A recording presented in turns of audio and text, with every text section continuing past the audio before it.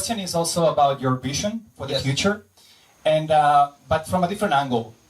I'd like to ask you actually if Bitcoin is going to evolve into a ecosystem that everybody can use and that we can all benefit out of it. What are, in your view, the potential job opportunities for any people of any walk of life that can also benefit in the future? Because any new invention comes along with benefits for whoever wants to take advantage out of it. Yes. And in your view about Bitcoin, I just want to understand what's your view about Bitcoin and the job opportunities that can offer to whoever is really deeply involved and interested, and perhaps not just about becoming a programmer and a coder, which would be very beneficial, but maybe just a bit beyond that vision as well. Absolutely. Yeah.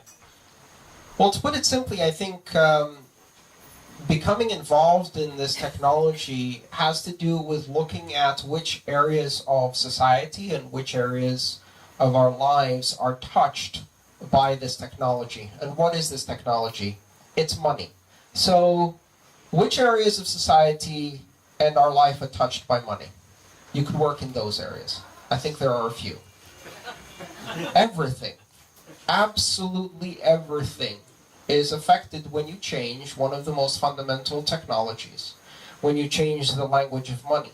And that means that there will be opportunities for everyone. Right now, of course, if you're, the barrier to entry for Bitcoin is ridiculous. If you happen to be a mid-30s, white privileged male with a lot of money, a bank account, a master's degree in computer science, familiarity with 3 programming languages, hardware, access to the internet, and liquid cash, you can really take advantage of this technology. That's not how this technology becomes mainstream. That's how it becomes a nightmare, right?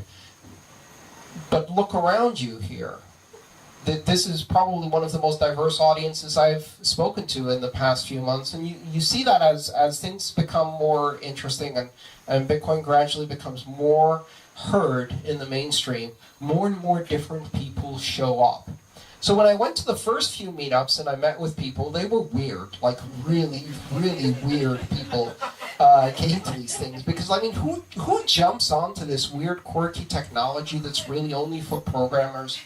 A lot of the edgy libertarian community, yeah, very, very weird. But it's getting less weird with time, right?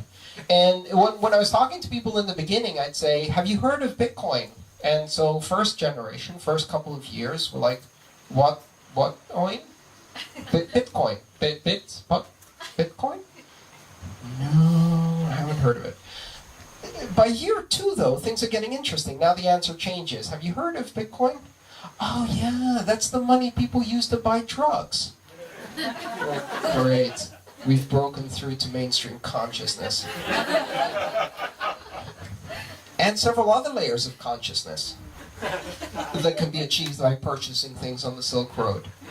But, gradually the audience is changing, and then suddenly, over time, you start meeting people in this space who strike you as very normal.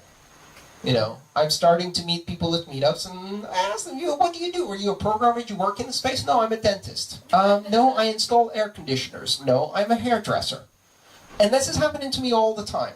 So now, these people are still involved in wealth preservation, investment, fascinated by the technology, internet trends and fads, or something like that. But gradually, they start accepting it in their business and they start using it. Maybe they do some more investment in it, etc., and they get involved. I think we're now at the stage where this industry requires a lot broader approach. You can write the code, but no one can bloody use it because the user interfaces suck. So, who's a graphic designer in this room? We need you. Who's a user experience and user interface designer in this room? We need you. Who does marketing? Sales. Customer service. Right? So it gradually expands. So more and more you see different areas. I met this guy the other day at the conference and he said, I really want to get into Bitcoin. I'm not really sure I did. I'm not a programmer. what do I do? I said, what do you do? I said, I'm an accountant. I'm like, are you kidding me? Are you kidding me? We need 10,000 accountants today who are willing to even talk to us once we say the word Bitcoin. I have to file my taxes. And that's a long form.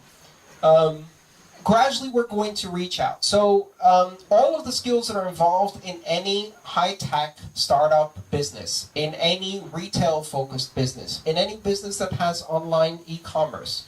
But more interestingly, now we're beginning to see the arts, creative people, musicians, painters, just a whole range of people in the creative arts. And why? Because one of the amazing things about using Bitcoin to promote or get paid for art and artistic expression is that it allows you to bypass the intermediaries.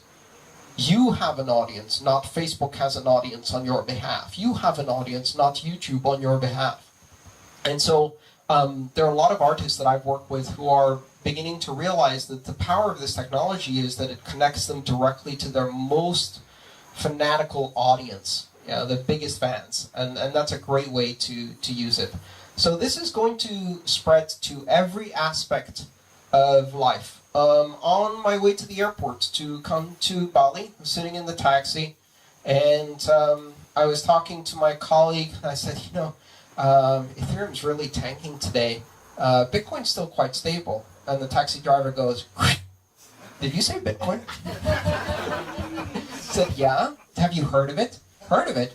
I've been mining for 3 years. It's like, wow. That's only the third time I've met someone in an Uber or a taxi driver in general who had any idea what Bitcoin was.